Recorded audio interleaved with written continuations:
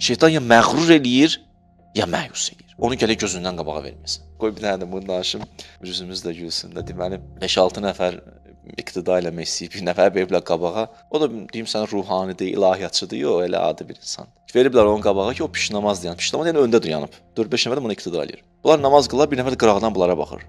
Görür ki, pişnamaz yəni öndə dayanan o kurtkanı nə edib? Əksinə geyinib, tərsinə geyinib kurtkasını. Namaz qurtarandan sonra yaxınlaşırlar bu 4-5 nəfərə ki, bu o yaxınlaşır həmin şəxs ki, bu kimdir belə? Bu niyə kurtkanı əksinə geyinib? Bunlar qayıdır ki, oğurluqdur da, ona görə tərsinə geyib ki, heç kəs tanımasın.